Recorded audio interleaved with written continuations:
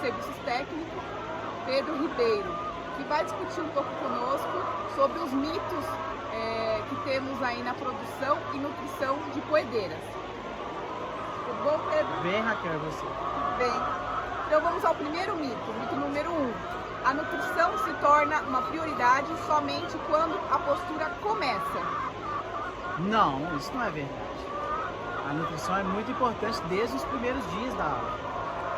Desde as primeiras horas de vida, na verdade, né? Quando acontece o desenvolvimento do intestino, desenvolvimento de todos os órgãos internos durante toda a fase de recria. No final da recria, inclusive, a formação de esqueleto, formação de músculos, que é muito importante em toda a formação da poedeira. Então, assim, a gente tem que priorizar também a formação de uma boa poedeira e fornecer uma boa nutrição desde o primeiro dia até o final da recria. Perfeito. Isso nos leva ao segundo mito, que também está um pouco conectado, né? A formulação de ração visando o menor custo é a melhor escolha no momento da cria e da recria? É claro que a gente tem que buscar um custo baixo, né? Sem dúvida. Mas a gente não pode negligenciar as exigências nutricionais que a ave tem em todas as fases dela. Então, a gente tem que buscar um custo mínimo, mas sempre respeitando a necessidade nutricional que a ave tem em cada uma das fases. Perfeito, então, porque nessa época é que ela vai formar suas reservas para o período produtivo, né? Exato. Então, na verdade, é uma fase até que a gente pode considerar como uma fase de investimento. Exatamente, uma fase de investimento onde ela retorna praticamente nada. A única coisa que ela retorna vai ser alguma coisa ali de esterco, né, de adubo que pode ser vendido, mas ela não está produzindo ovos, que é a principal atividade, o principal fim dela. Mas é a fase de investimento, exatamente, muito bem.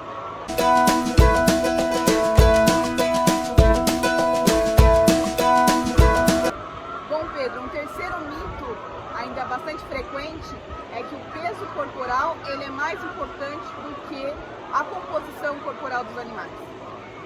Não, peso e composição corporal devem andar juntos. Todas as linhagens de poedeiras têm os padrões de peso para todas as idades, e o ideal é que a gente sempre consiga seguir bem próximo àquilo. Nunca muito acima e nunca muito abaixo. Então, quando a gente consegue acompanhar bem essa curva, a gente tem uma composição corporal ideal para que a poedeira tenha uma boa formação de carcaça sem ter muito acúmulo de gordura. Se a gente, por exemplo, tem um lote que a gente vai abaixo do peso padrão e lá no final a gente consegue voltar, consegue alcançar de novo esse padrão, muito possivelmente vão ser aves que vão estar com muito acúmulo de gordura. Isso não é bom para o início de produção dela.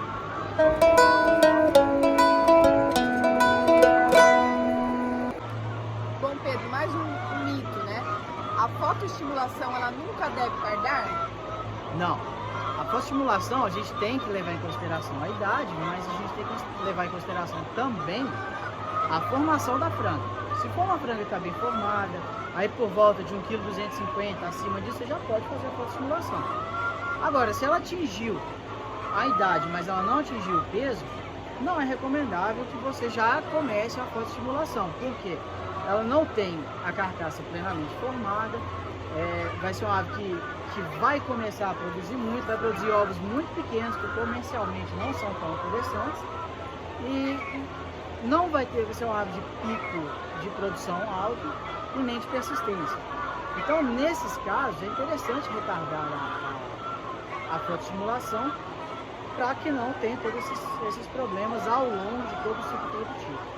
Por um lado, a gente adianta a produção, mas por outro lado, a gente perde lá na frente. Exato, né? A gente tem que olhar a produção como um todo, realmente.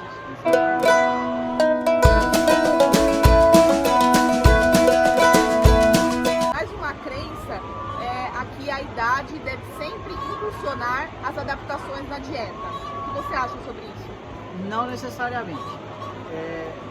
As trocas de ração, trocas de níveis nutricionais durante a fase de produção, elas devem estar muito mais ligadas à massa de ovos produzida do que necessariamente à idade das aves. Então, à medida que a ave envelhece, o tamanho do ovo aumenta mas a taxa de postura tende a cair. Então, a gente tem que estar sempre atento a qual é a massa de ovos produzida para saber as necessidades das aves para a produção e aí sim adequar a dieta. Perfeito, perfeito.